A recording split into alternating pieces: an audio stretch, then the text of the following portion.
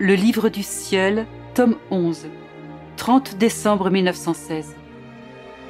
Jésus nous laisse libres dans notre volonté et notre amour, ce qui en découle.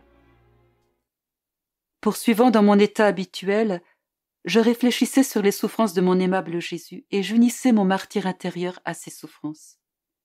Il me dit : « Ma fille, mes bourreaux pouvaient lacérer mon corps, m'insulter et me piétiner.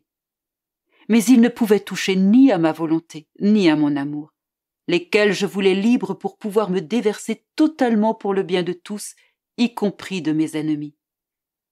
Oh, que ma volonté et mon amour ont triomphé au milieu de mes ennemis.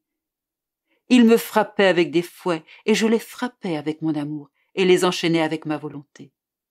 Ils piquaient ma tête avec des épines, et mon amour remplissait leur esprit de lumière pour me faire connaître. Ils ouvraient des plaies sur mon corps, et mon amour guérissait leur âme. Ils me donnaient la mort, et mon amour leur donnait la vie.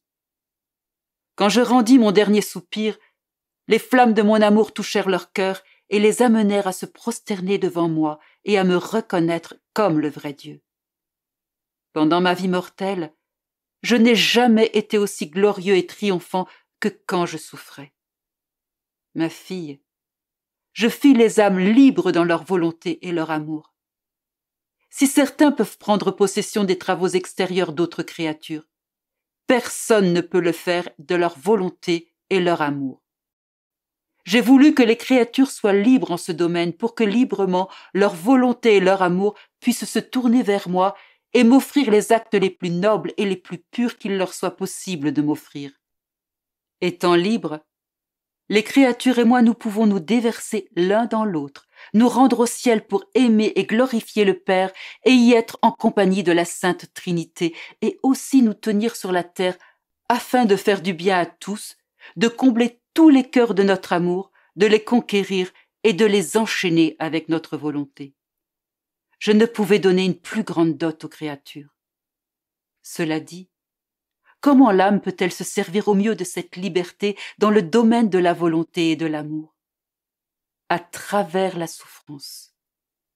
En la souffrance, l'amour croît, la volonté se renforce, et comme une reine, la créature se gouverne elle-même et s'attache à mon cœur. Ces souffrances m'entourent comme une couronne, attirent ma pitié et m'amènent à me laisser dominer par elles. Je ne peux résister aux souffrances d'une créature amoureuse. Je la garde à mes côtés comme une reine.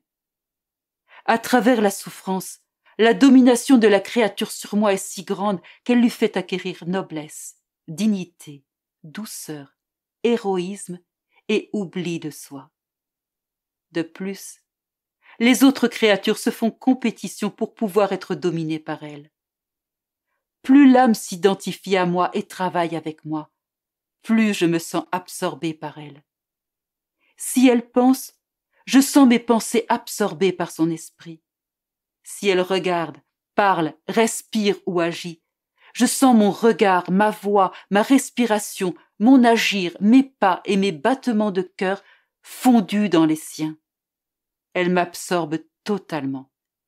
Et en m'absorbant, elle acquiert mes manières et ma ressemblance. Je me vois en elle continuellement.